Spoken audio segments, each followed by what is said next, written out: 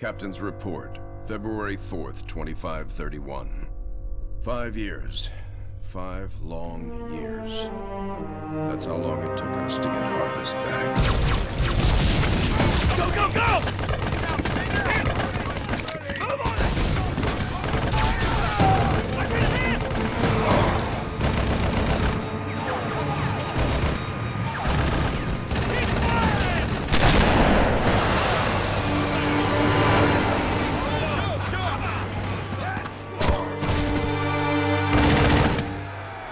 At first it was going well.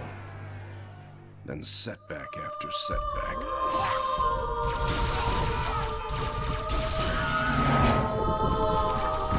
Loss after loss. Made what was going to be a quick and decisive win.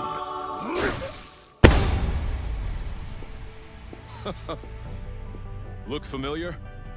Scenes like these are happening all over the galaxy right now. You could be next. That is, unless you make the most important decision of your life. Prove to yourself that you have the strength and the courage to be free. Join the Helldivers. Become part of an elite peacekeeping force! See exotic new life forms. And spread managed democracy throughout the galaxy. Become a hero. Become a legend. Become a Helldiver.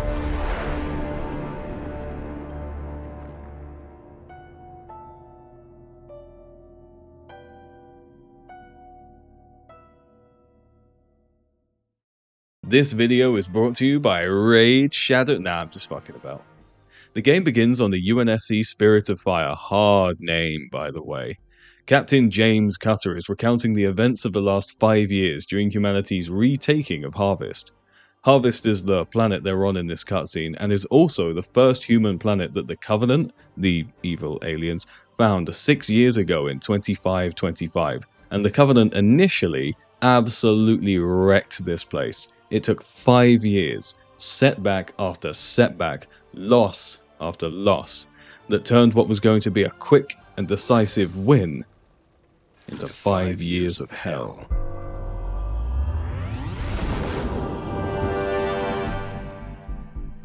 Of course, that's all Harvest is today. It's hell down there.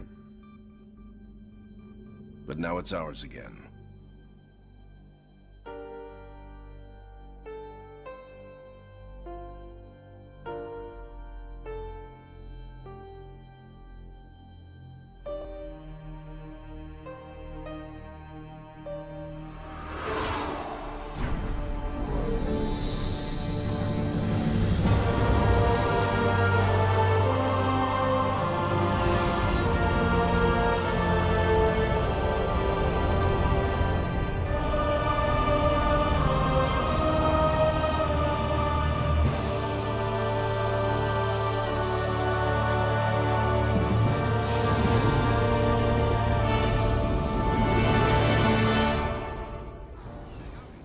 Captain Cutter and the Spirit of Fire are assisted by Serena, a snarky artificial intelligence with a humor drier than the glass seas of Draco 3. Do not Google what happened on Draco 3, biggest mistake of my life. While the UNSC, the humans, may have retaken Harvest, the Covenant still maintain a presence on the planet.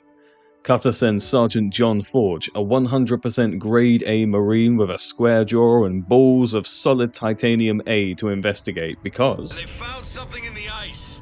Damn it.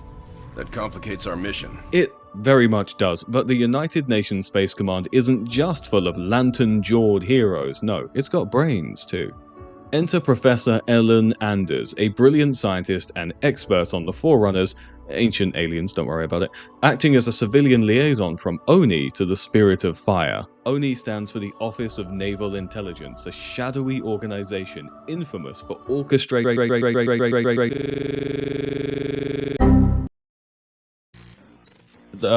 Anders is here, and she is helping.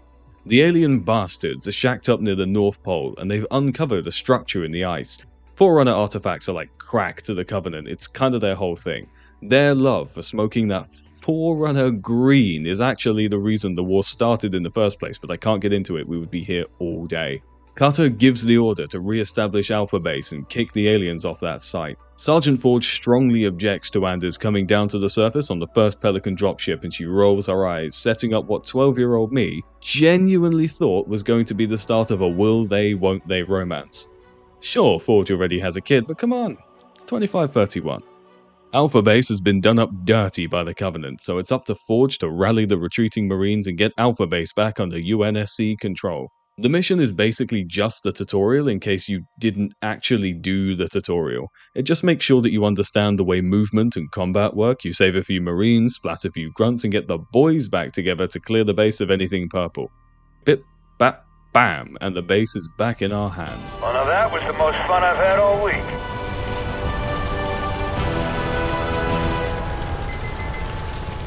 Spirit of Fire, this is Forge. Area clear. Situation normal. Orders? Alpha Base is ours again. Sergeant Forge, you may want to scout the area.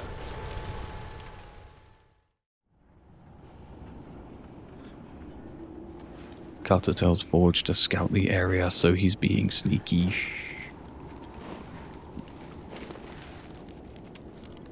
Let's just take one last look-see.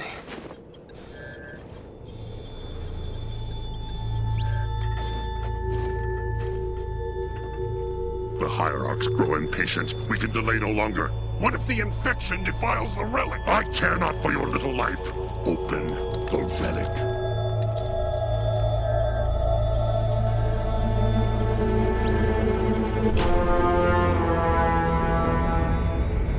Well. Open sesame. That friendly face is the Arbiter, Reaper Morami. He's like, oh.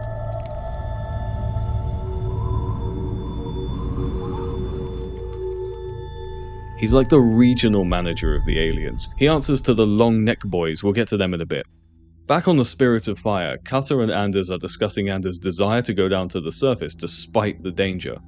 Anders has two moments, here and here, that had me convinced that something was up with her.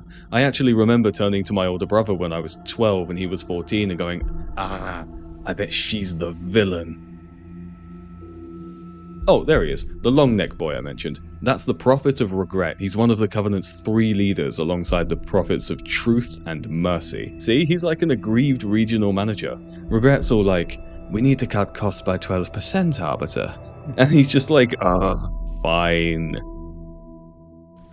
Serena, we need to re-establish Alpha Base before we can proceed with the mission. Captain, the base power system is offline and a lockdown protocol is in effect. If we rebuild, the lockdown will end and the doors will open. The relic site lies just ahead of Alpha Base. Now the gameplay gets a little more complicated. You get taught about base construction, defense, and maintenance, as well as stationing units in cover to boost their defense stats. All very useful. Once you've built a bunch of Scorpion tanks and pretty much nothing else, you can roll on that Covenant base to the north. The game operates on a rock-paper-scissors system, so air units are strong against ground units, are strong against infantry, are strong against air units. With some units being specialized to take down specific types of units, like the Vampire, an air unit designed to destroy other air units, and the Jackal, an infantry unit designed to destroy other infantry units. In theory, this means that the anti-vehicle hunters that are defending the Covenant base should be a strong matchup against those tanks you built, but you built like 10 of them, so, you know, get fucked, I guess.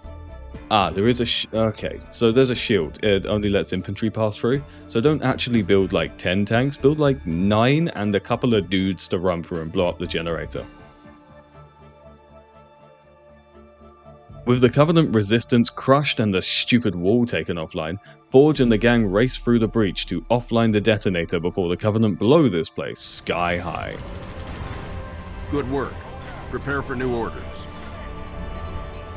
Alpha Base, this is Bravo 29, heavy inbound. I've got the Professor aboard.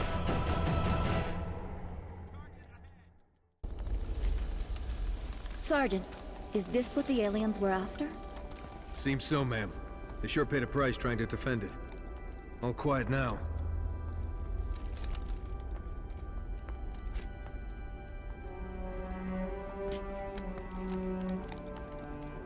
Hey, what are you doing? Nothing ventured, nothing gained.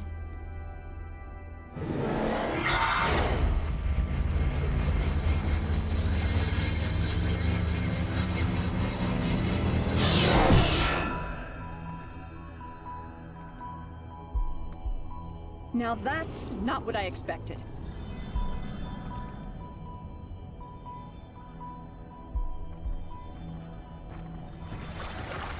Heresy! Remove this filth! Take cover!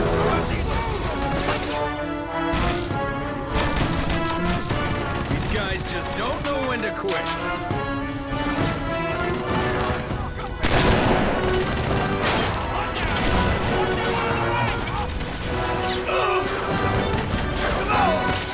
Spirit Forge! We're gonna need a little backup.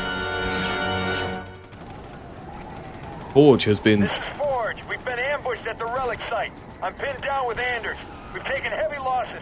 We need reinforcements now. Alright, just do my job for me then. Sergeant, Alpha Base won't be able to respond in time. We've got Grizzlies inbound from Spirit of Fire. Hold on down there. Ah, Grizzly tanks. Forge's pet project. As you can probably tell from using your eyes, a Grizzly is a souped-up scorpion. The UNSC names all of their vehicles after animals. You know, mongoose, warthog, scorpion, mantis, cyclops. I think it would be cool if they named the souped-up scorpion something that was related to a scorpion, but scarier. Is there something related to a scorpion, but scarier? I don't know. There is the whip scorpion, but nah, that's too stupid. Whip scorpion? Yeah, you know I whipped that scorpion. Jokes aside, you whipped that scorpion all the way to the trapped Marines and back again, stopping just long enough to get the Covenant Hot Drop achievement. Funniest thing in the world when I was 12. Those Grizzlies are built far isle tough. You really don't need the Marines for the fight back to the Pelicans, like they are strong. Also, Anders can repair them, which is pretty cool. It's a clean in, clean out, quick mission. The Marines are rescued and Anders heads back to the Spirit of Fire. Halo Wars has 15 missions in total, but some of them are fully like 5 to 10 minutes. Mind you, there is Floodgate from Halo 3, which if you just run forward takes about 5 minutes, so who's complaining really? So, all it did was point here. In the 30 seconds I had to examine the artifact, yes, all it did was point at a second star system. Arcadia colony, to be precise. Population a little under 3 million, largely unexplored, but apparently quite the vacation resort. There's something there, Captain, and I think it's important that we get to it before the Covenant do. Our orders are to investigate Harvest. We still don't know a lot about what's going on down there. I understand that, Captain, but everything I see here tells me that we need to get to Arcadia to figure this out. Very well, Professor. I'll clear it with Admiral Cole. Serena, set course for Arcadia. Aye, sir. Crazy mystery trip to Arcadia plotted in, spinning up FTL drive. Serena, get out of my lab.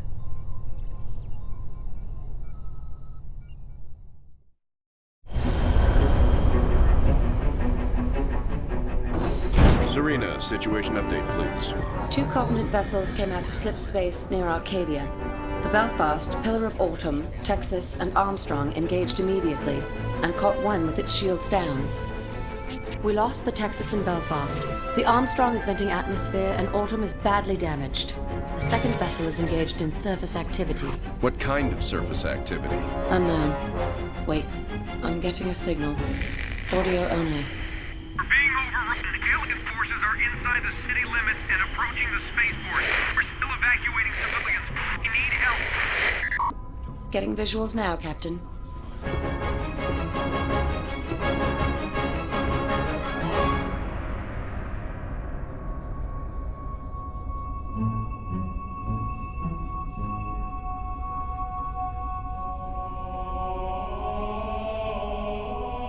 Why are there 6 Master Chiefs? Serena, launch pods. Bring the ship to alert.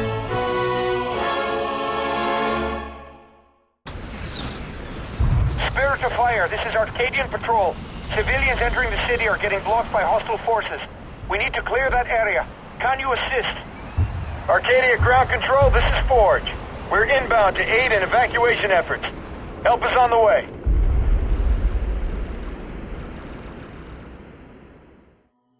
Arcadia City, the most frustrating level in the entire game when I played this for the first time. Looking back, I think the game was trying to teach me a valuable lesson that I wouldn't learn until revisiting the game as a man. The goal of this mission is to escort a mass of fleeing civilians as they run to 3 ships occupying 3 separate land pads some distance from the building where the humans were holed up in. The catch is, not only does each ship have a health bar and can be destroyed, but you also have to keep at least 1 ship alive for 20 entire minutes.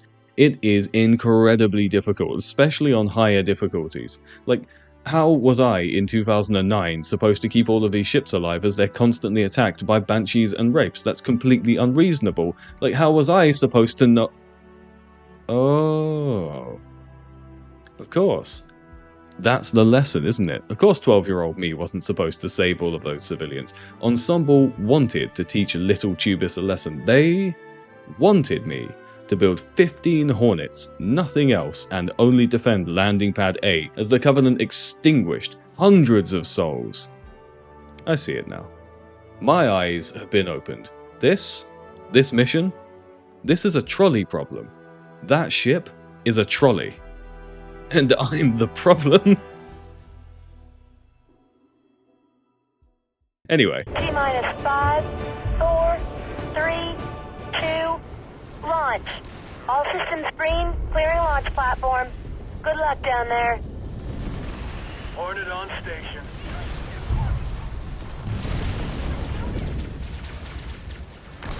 The transports are away. Sergeant Forge, pull back and regroup. New orders are incoming. Roger that, Captain. Most of us are heading out of the city through the traffic tunnels.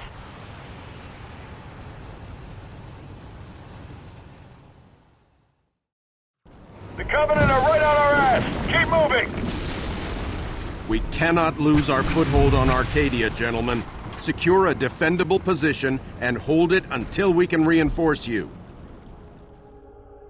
With the civilian population of Arcadia City evacuated, or liquidated, depending, the Covenant chased the escaping UNSC across the outskirts of the city. Intent on not losing the tenuous foothold the UNSC has on the city, Forge and the gang are ordered to post up in a massive impact crater, get a base running, and await further orders. Wave upon wave of aliens bears down on the struggling UNSC Marines. The dire situation is made significantly worse by the fact that the Covenant have set up a big gun that will destroy the base and the brave souls defending it if it isn't destroyed. Spartan Team Omega inbound. Just as all hope seems lost, 6 entire Master Chiefs show up to save the day. This is Spartan Team Omega. While there are 6 Spartans, only 3 of them are named, and that's only in the second game, so I'm going to name the other 3 based on the first 3 friends I can think of. There's Robert 025, Leon 011, August 099, Zephyr 095, Will 028, and Jasta 067.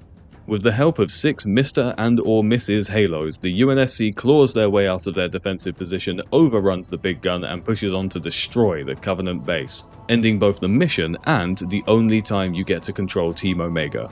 It was fun while it lasted. Oh yeah, I forgot to mention last mission. Arcadia is actually where Professor Anders comes from. It's like her home planet. I wonder why they don't mention that. Sergeant Forge, report to the bridge ASAP. We've got a new problem.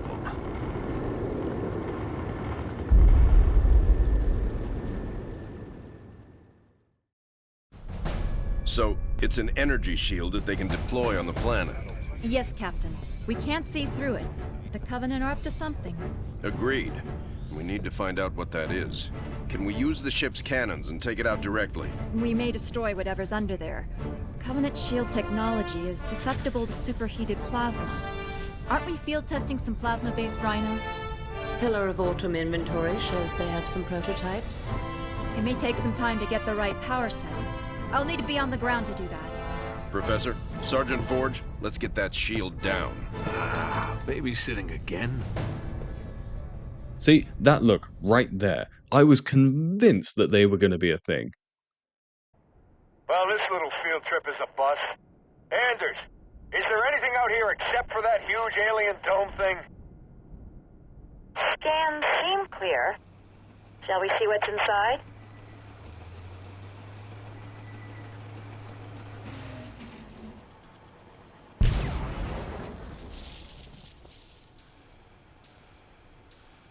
Looks like we only shook the beehive. We got multiple bogeys incoming.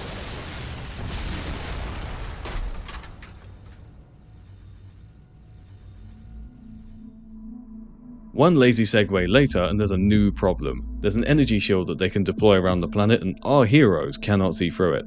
I am convinced that this mission and many others were designed specifically to stop you from just building 100 tanks and winning the game. First, there was the infantry shield wall in the second mission. Now you have to pick up each individual tank like a meal gets picked up at the end of Reach.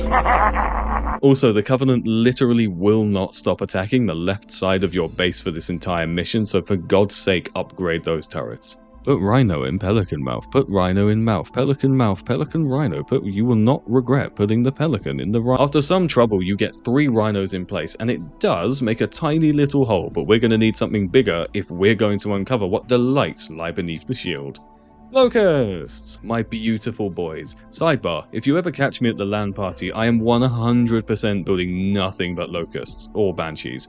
Oh, also, if you want a really funny way to play, pick any difficulty that isn't legendary, any leader from the Covenant, and build like 50 Ghosts. It is not a good strategy, but it's the funniest thing in the world. The enemy can't like move past you at all, especially if they build a Scarab. It's like watching a dinosaur be devoured by hungry toddlers. The Locust cannot hurt you if you just say no. Get those Rhinos on the platforms and blow that baby open. The dome power supply is overloaded. We got it. Oh, look at that. It's a whole Covenant army. Wow, maybe we should have just blown it to pieces with the Mac gun, but no, there might be something cool under there. Shut up. Mac on target. Mac blast, ink, Mac. All right. The dome generators and air defenses are the main targets. Light them up. Mac blast, ink, Mac on target. Mac. Away. Mac blast, ink, Mac. Oh, Mac on target. Mac blast, ink, Mac firing. Mac blast, incoming. Mac on target. Nice work. Let's get down there and see what the Covenant found so damn interesting.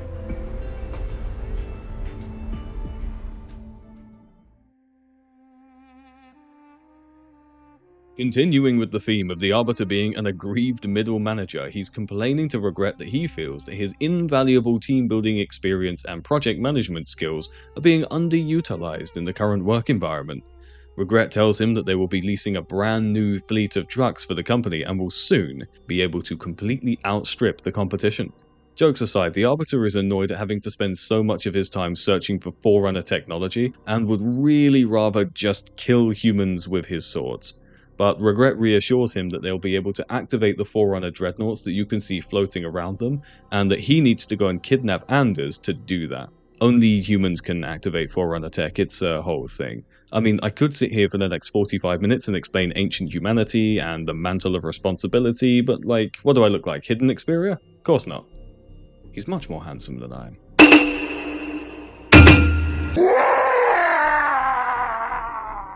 You've advanced to where the force field stood. Take a look around.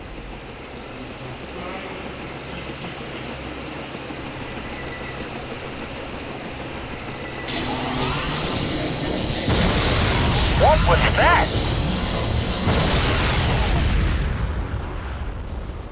The Scarab is incomplete, but its head is operational. Its field of fire prevents any chance of retreat or extraction. You'll have to destroy it.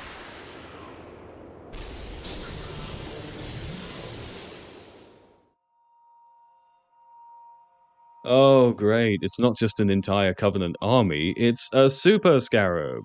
This is like the Scarabs you can see in multiplayer, but considerably stronger. You can tell it's strong because it wipes out 2 tanks like they're not even there, and as you know, tank beats everything.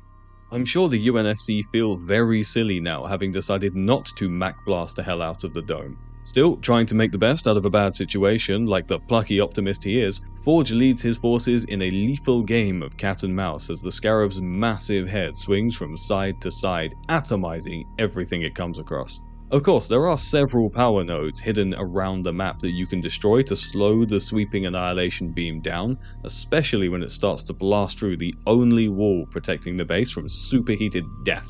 But why bother when you can just build 15 scorpions and bum rush the fucker? No problem. I told you we'd make it. Of course they made you British.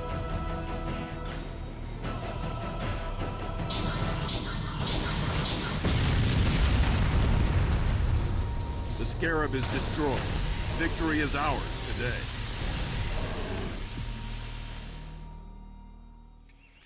Ooh, they're on a date. They're on a date in the woods. Ooh. Hey, how about one for the scrapbook, Professor? If you don't mind, Sergeant, I'm trying to document this area for study.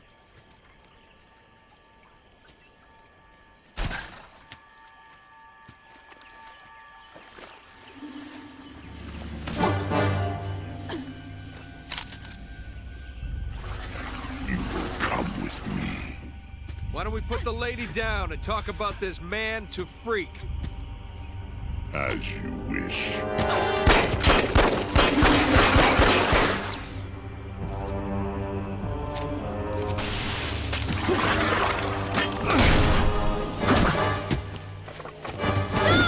Anders, get out of here!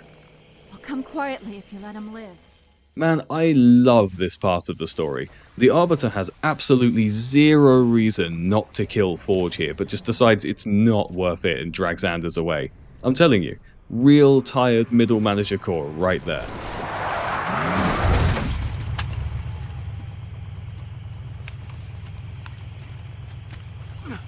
Sir. I'm okay! Spirit of Fire, this is Forge. I lost Anders. What happened? Some massive elite came out of nowhere. Captain, I'm tracking her transponder. It's heading away from the planet. Damn it. Sergeant, get up here on the double. Already en route, sir. We're all accounted for. Why haven't we left yet? Why aren't you in the med bay, Sergeant? The Professor's signal has gone to light speed, headed for the border. That puts it outside weapon range. What? We have to go after her. Sir, I can only track that transponder a few more seconds. Captain! Sir, Anders represents a significant security breach. Serena, get us underway immediately. Follow that signal. Aye, aye, sir. So, we left a note saying we're leaving, right?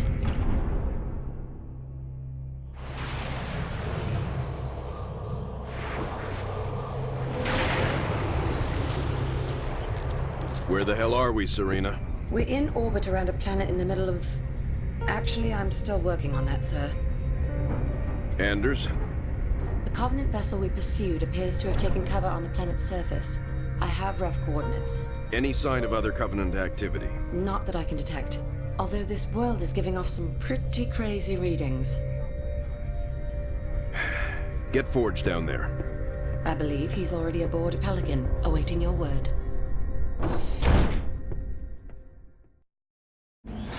Spirit of Fire. Elephant recon teams Echo and India are clear of hostiles and moving to potential base sites. Over.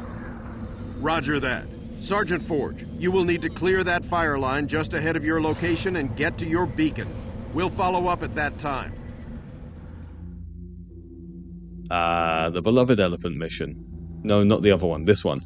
Elephants are a mobile platform that you can use to train infantry when parked and locked down. It's a brutal battle to push through the brute lines. Brutes are like elites, but like bigger and dumber and uglier. And the game waits until you're slap bang in the thick of the fighting before sending in Spartan Red Team, comprised of Douglas 042, Alice 130, and Jerome 092. Jerome actually killed a man with a chair once. Well, he wasn't a man. Well, he was like a man. Are Flood people? Do they have rights? Jerome says no to Flood rights. New planet, new enemy, new challenges. Now you've got to face off against the Flood. They're not as tough as the Covenant unit for unit, but they do have the Swarm unit, which not only deals damage to units that it touches, but also turns your infantry units into Flood infantry units if it kills them. It's absolutely brutal if you decide to go heavy on the infantry, which you have to, by the way, because you only have elephants at your disposal when you first encounter them. This new world is a dangerous place indeed. Your other two elephant teams, Echo and India, are overrun and soon go dark, so you better haul ass and save them before they all become human soup. Oh, sweet Jesus, nothing with that many tentacles is ever good news. As a sidebar, it is such a shame that we didn't get a playable Flood faction for the multiplayer. Like, think about how cool that would have been. Creating a swarm of infection forms to overrun enemy infantry, infecting the drivers and pilots of enemy vehicles, like locking down enemy elephants and scorpions with those tentacles, missed opportunity. But as for the here and now, the UNSC beat back the undead nightmare and pulled back to the base. All in all, it's a really short mission that serves as a decent introduction to the Flood, as well as some of the new tactics you'll have to adopt in order to fight them. Spirit of Fire, this is Red Team. We're 100 meters from Anders' transponder signal, meeting strong resistance. Seeing some pretty crazy stuff out here. Over. Hold your position, Red Team. Reinforcements will come to you. Sergeant Forge, rendezvous with Red Team and find Anders. But be careful. We don't know what these things are capable of. Red Team is back in action, steel chair and all. The 9th mission will see your base constantly set upon by the Flood, similar to the Banshees in Dome of Light. So you're going to want to get those turrets built and upgraded. With a forward operating base established, it's time to reinforce Red Team and push on to Anders' signal, deep in the heart of the Flesh Jungle. Big Boy Flood, henceforth and only once now referred to as King Stinky, can be weakened by destroying a number of power nodes dotted around the map in a similar fashion to the Scarab. Let's also just ignore the fact that, so far as I and the greatest Halo lore master I've ever met are concerned, there's no good reason that the Flood should be on the surface of this shield world. I mean, maybe if they were also... No, that's a spoiler. No, wait a bit, you'll see. Maybe it's just me, but sometimes I wonder if this game isn't too easy. The solution to almost all of your problems is the genius strategy of build a bunch of Scorpions, or build a bunch of Hornets. It feels like the game is, at least in part, designed around making sure you don't just spam Hornets or Scorpions, see the shield wall from Relic Approach, the second mission, and the need to use Pelicans to ferry Rhinos over to the other platforms in Dome of Light. Don't get me wrong, I appreciate that the game forces you to expand your strategic thinking when it can, but for missions where this isn't the case, you really can just steamroll with Hornets. Though it does help that it's still very fun to murder ball your way through the game.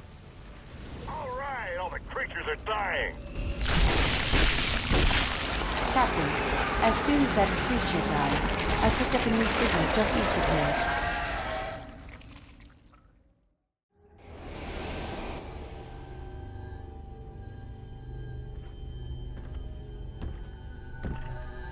This is her. Yes, Hierarch. This is the one I observed. Oh, pause for a sec. This is one of my favorite things about Halo Wars. Look at how massive the Arbiter is here. Having grown up playing a ton of Halo 3, you can be forgiven for forgetting that the elites aren't actually 8-foot tall hulking monsters. I mean, look at the elites from Halo 3. Stand one of those little dudes next to Reaper more weight on the bar. You versus the Kydon she told you not to worry about. Such a frail thing. You would hardly think them a threat. I demand to know why I'm being held. Demand. Arbiter, a human ship has arrived and is closing in on the entrance port. Get the Hierarch to High Charity, intercept that human ship, and destroy it at once. Jesus, that guy got turned from biology into physics.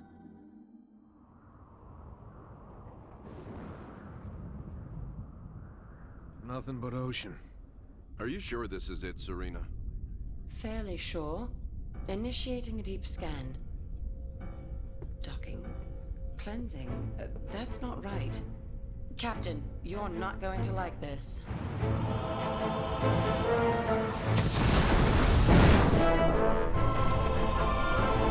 Serena, Captain, we've got company.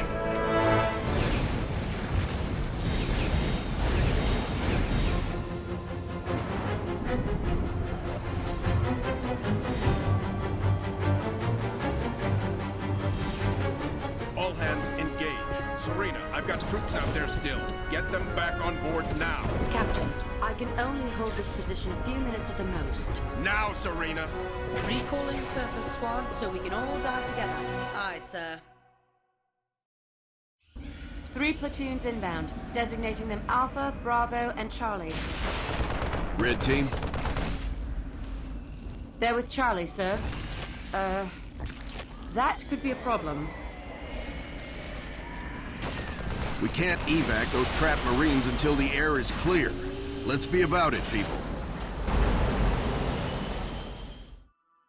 The Spirit of Fire is being pulled inside the planet, so you better get a move on with getting all of the boys back to the ship. Sadly, the Flood would really much prefer if you didn't do that, and due to the launchers that can melt air units shockingly quickly, only one reasonable strategy remains. Yet again, we're on a timer, but this time it's actually enjoyable in a stressful kind of way, because it's a race against both the clock and the ancient parasitic nightmare instead of having to wait around on landing pad A for 1,000 years. Despite the tank ball strategy being the best course of action, this mission is actually really tense. Fortunately, the game takes this opportunity to introduce the Gremlin, a little UNSC vehicle that, in multiplayer, serves as an excellent anti-vehicle unit as its EMP attack can prevent target vehicles from firing for a certain period of time and allowing other units to do extreme amounts of damage with minimal threat of counterattack. I took that straight from the wiki. But for our purposes, you drive the little guy over to the pylons, pulling the Spirit of Fire down into the planet and activate the Gremlin's EMP blast. Each time you do this, you get 5 minutes added to the timer. You probably won't have to EMP all 4, but on higher difficulties, your mileage may vary. Just make sure you get your Scorpions upgraded with the canister shell ability. Welcome back. All ground forces present and accounted for, Captain.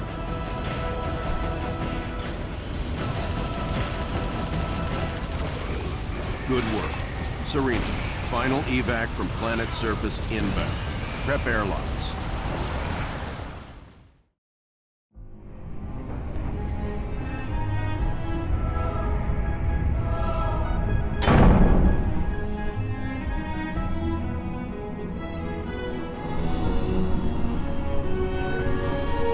This is all part of the plan, right, guys?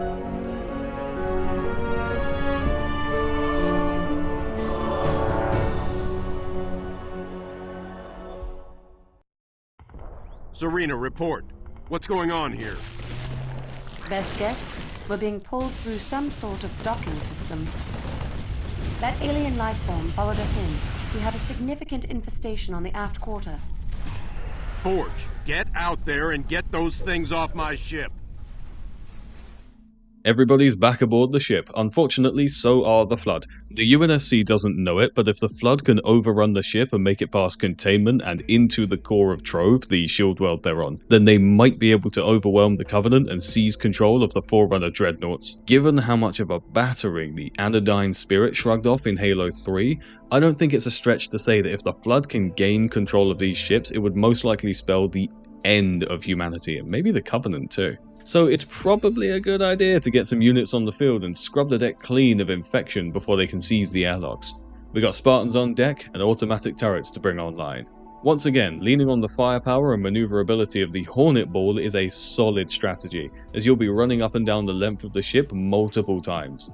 As another aside, I've always loved just how cool the set dressing is for this level. Like, you're slow boating through this immense Forerunner structure, and the sense of scale is really impressed upon the player by the fact that, like, this corridor can fit the entire Spirit of Fire in comfortably. The structure just disappears down and down into the fog forever. It's super cool.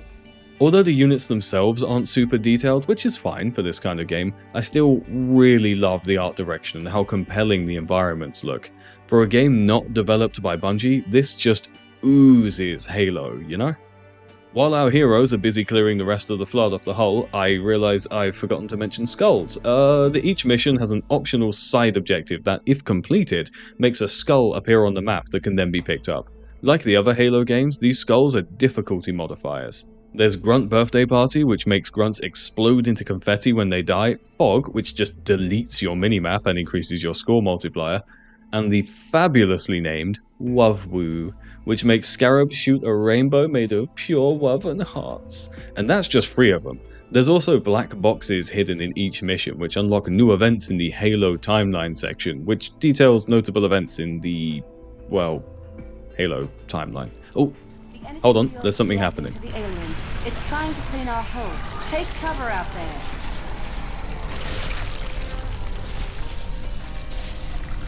This is where the Hornets really shine, as that energy wall destroys all Flood units that aren't rooted to the ground and any Flood structure that has been reduced to 0 hit points, so made dormant. The wall also does significant damage to turrets and UNSC units, but you can run your units through the beam and house your infantry in the airlocks until the wall's passed over. Once the Flood's all taken care of, the mission ends. Gyros rotated. All clear. The hull is clean. Serena, maximum power to the engines. Get us out of here.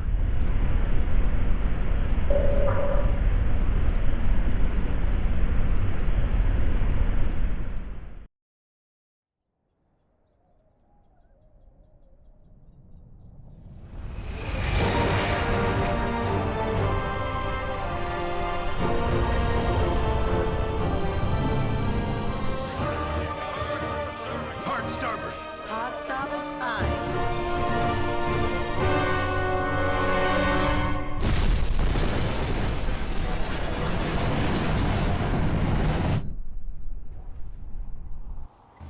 Captain, they are charging weapons. Battle stations, bring weapons online. Tell Forge he's not done out there yet. Alerting the sergeant. Aye, sir.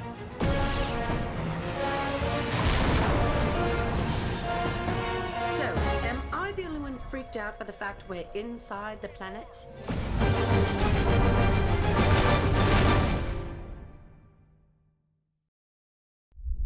Captain, we need damage control, or the Spirit of Fire is going down. Forge, use Cyclopses to repair the power core while you defend against Covenant attacks. Jesus Christ, do you see what I mean about the cutscenes? Chilled, honestly, wow. No time to rest on your laurels though. That ship collision wasn't just for show. The power core has suffered significant damage and needs repairing right now. This mission serves as the player's introduction to the Cyclops, a ground unit best suited to repairing your structures and ripping apart your enemies. Well, your enemy structures. You get it. They work best in numbers, and this mission can be cruised through really easily if you just build a bunch of them. It takes like no time at all, just build an army of Cyclopses. The single point of defense means that you probably won't have too much trouble with repairs if you protect the repair boys with like a line of Spartans and some air units, especially if you make the Covenant run a gauntlet of turrets on their way over to you, because they spawn on the opposite end of the ship. If you really commit, this mission can be completed in as little as under 4 minutes, and you even get an achievement for it. Power core is fully repaired. Serena, best speed away. On my way.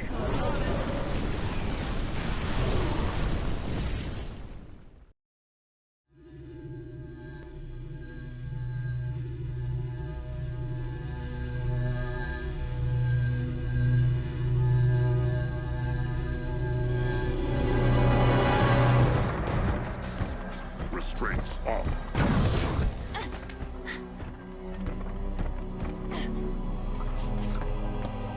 Your judgment has waited long enough.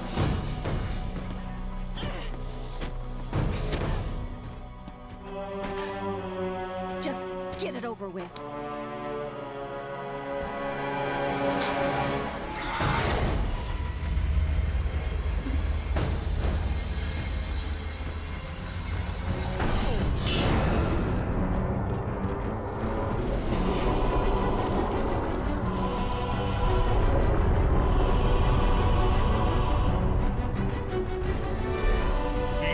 Have granted us the power to doom your race. Let the deconstruction of our gifts begin. The majesty of our new fleet will be unparalleled. Oh. My goodness.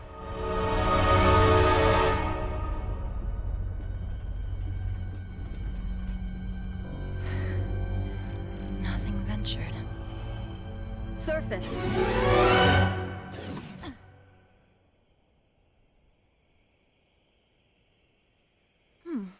worked out pretty well.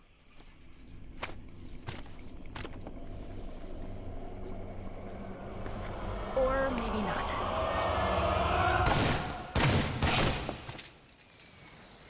Lady, I haven't got all day. You want to be rescued or not?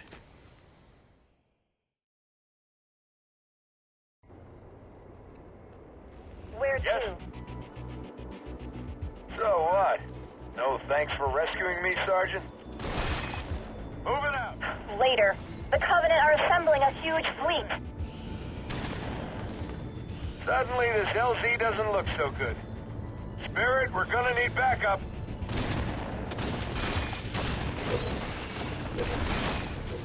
And another Pelican. Where to? I'm going. With Anders rescued but the escape Pelican dusted, Forge and his merry band of ODSTs escort the Professor to a secondary Pelican while the Marines get the area locked down.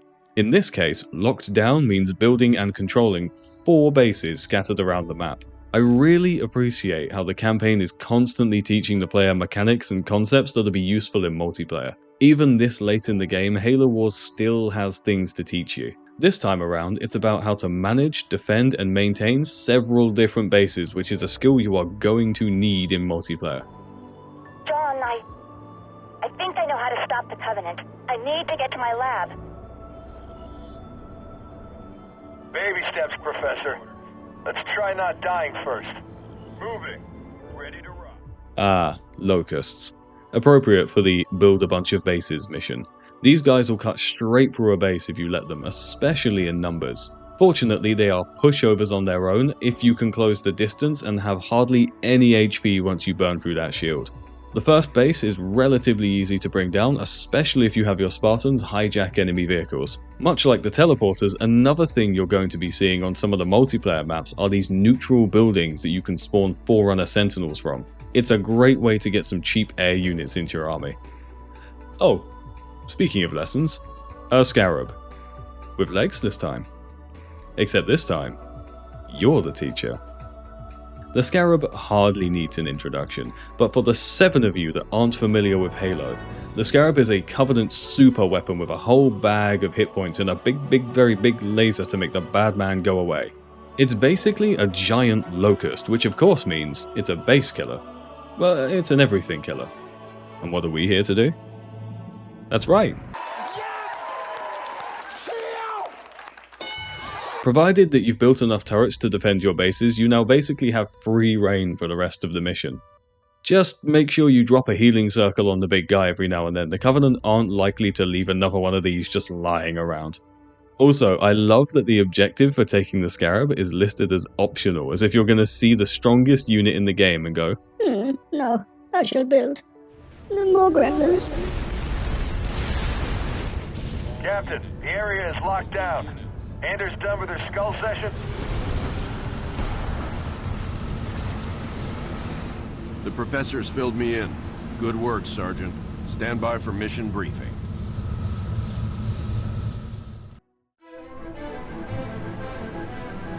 Is this really going to work, Professor? I believe this is our best hope. The overloaded FTL reactor will cause a chain reaction in the sun.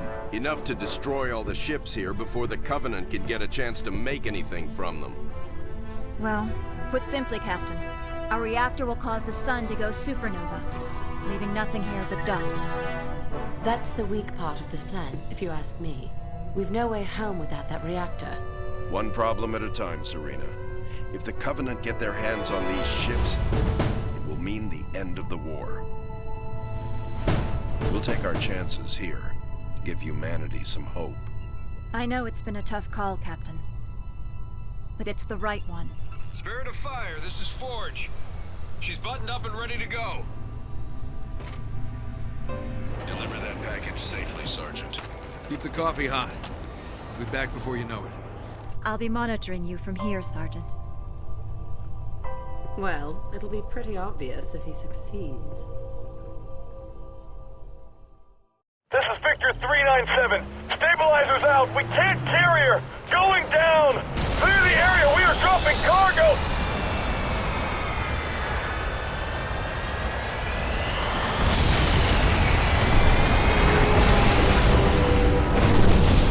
don't want to take any more chances flying that core in. We're changing this to a ground operation. Officially, this mission is called Reactor, but in keeping with the naming scheme of the missions, it really should just be called Escort, because your singular job is to haul that heavy son of a bitch up multiple accessibility ramps. I don't think the game is trying to teach you a lesson here, except maybe patience. Like many of the other missions before this, you absolutely can fall back on the delicate and complex strategy of nothing but scorpions. There's not a lot of complex strategy here, you just gotta haul ass up the hills while building bases on the way to give yourself a foothold on the way up. The Covenant defenses here aren't entirely pushovers, so being able to reinforce your army quicker from the new bases is handy. Also, I know it's probably a matter of game balance, but the Covenant forces here are really pitiful considering the stakes. Like, if the Covenant can seize control of these Forerunner dreadnoughts, make no mistake, they win the war. Hands down. No contest. You'd think there'd be a little bit more resistance. Oh, and the reactor core has its own health bar, by the way, so make sure to keep an eye on that. Take them out. Spirit, we have reached the target site. Orders?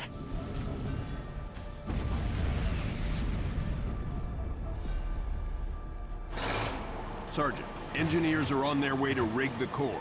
We're nearly there.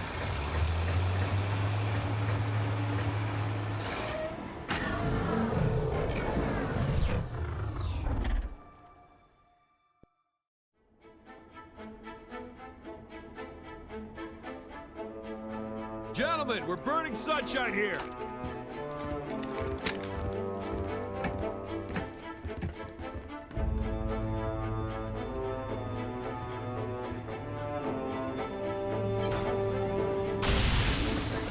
It's active!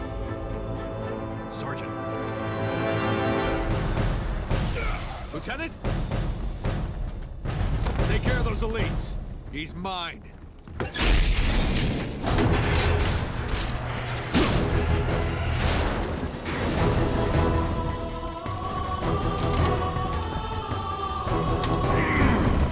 Let's go.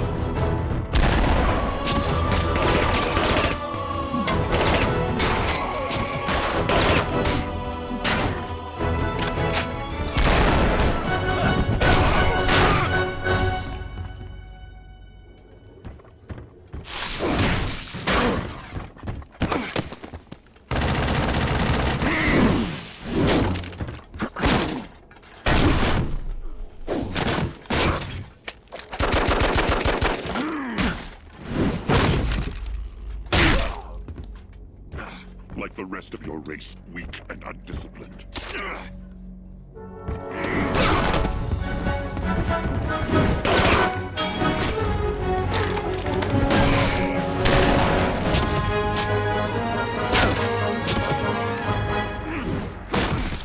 There will be no female to save you this time.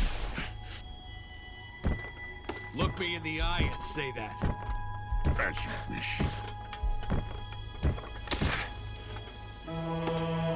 My face will be the last thing your pathetic eyes ever see.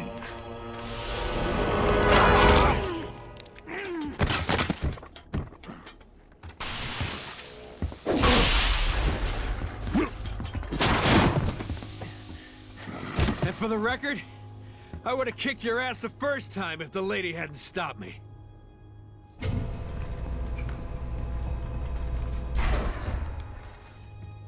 Sir, it's already overheating. I'll have to separate the core and align them manually when they need to blow. Son, I have a feeling before this is over, we'll need every last Spartan in the fight. I can do this. Report back to the ship. Good luck, sir. It's been an honor.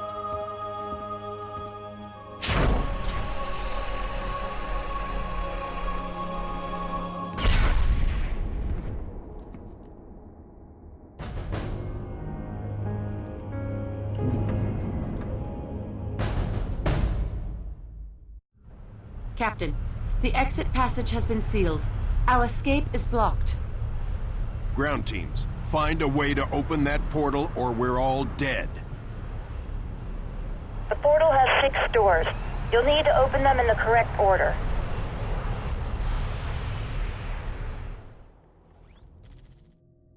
That was the coolest cutscene I have ever seen in my fucking life. Forge is a certified badass, up there with Avery Johnson and Eddie Buck. The man sees an 8-foot-tall snarling monster from hell and dives on it like fucking Steve Irwin. Legend. And Red Team squadding up and fucking up those elites. Halo Wars has the best cutscenes in the entire franchise, maybe joint with the Halo 2 remake. The final mission is a 4-way fight between the UNSC, the Covenant, the Flood, and Trove's Sentinels. Oh, and it's on a timer. You're going to want to hit the ground running because you're up against the Covenant kitchen sink and they've still got a couple of scarabs lying around. The timer is pretty generous, but it pays to be quick as your main objective will have you running to opposite sides of the portal gate to open it in the correct order. Figuring out the puzzles, matching the symbols, isn't particularly difficult, but you have to face everything that the Covenant and the Flood have left to throw at you, and the doors won't open around each area of the interlock gates until you've cleared all the enemies away.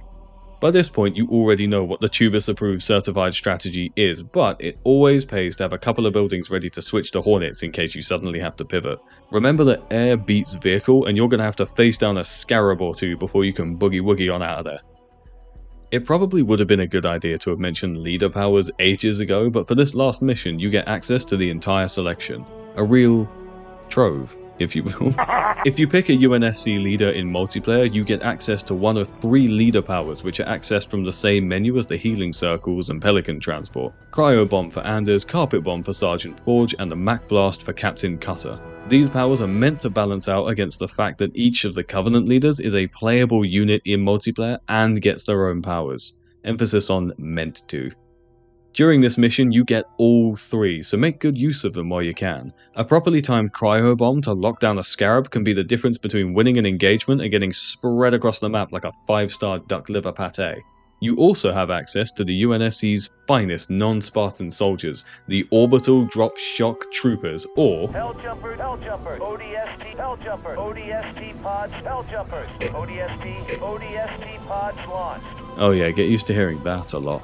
There are several lines in this game that have been stuck in my head since 2009, which I like to imagine is like karma for only ever using the Banshee Rush. It's been nothing but Banshee in the air, Banshee in the air, Banshee on station. It's forever. Oh, and don't even get me started on all units.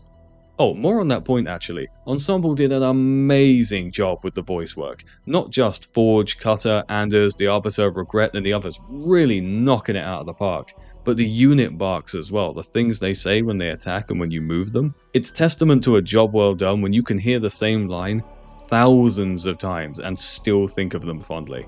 Back to the action though, and Forge has reached the access point to the Sun, or a flight to Spain as it's referred to in Britain. I'm in the sun! I'm in the sun. But enough fun. Get those final gates open and let's bust out of here so Forge can write his name in the history books as one of the hardest motherfuckers in the Halo universe. Sergeant Forge, all ground forces are evacuating to the Spirit of Fire. Copy that. Get our people out of here. I'm blowing the core.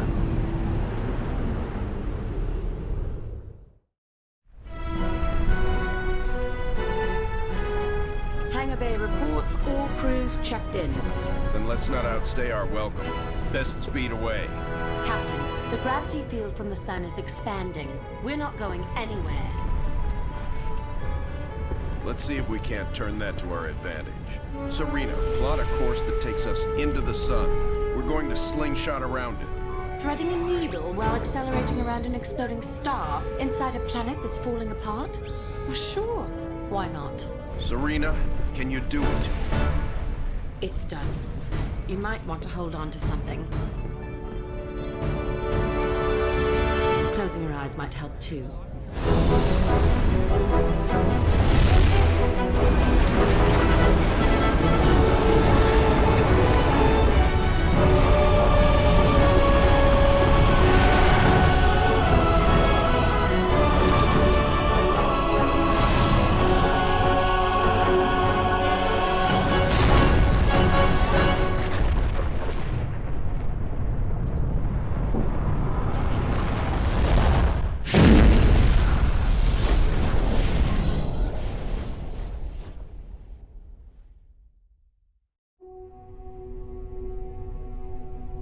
Captain, I would much rather stay awake to monitor this area. Professor, there's been no sign of the Covenant for almost 2 weeks. There's nothing to do. But Captain... But nothing, Professor. You got us all out of there alive. Get some rest. Not all of us, Captain. Not all of us.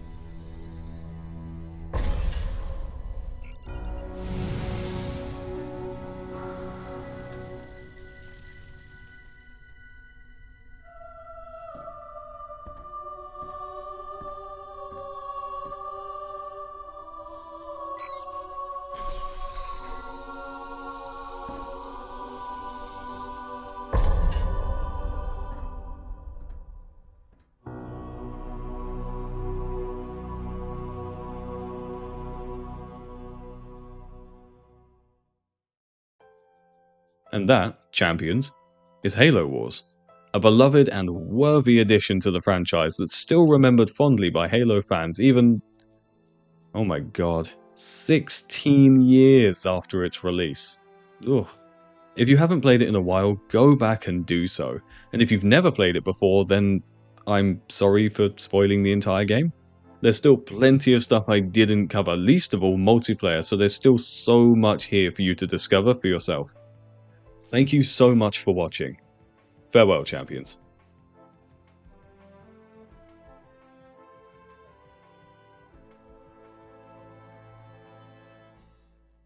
Ha ha ha!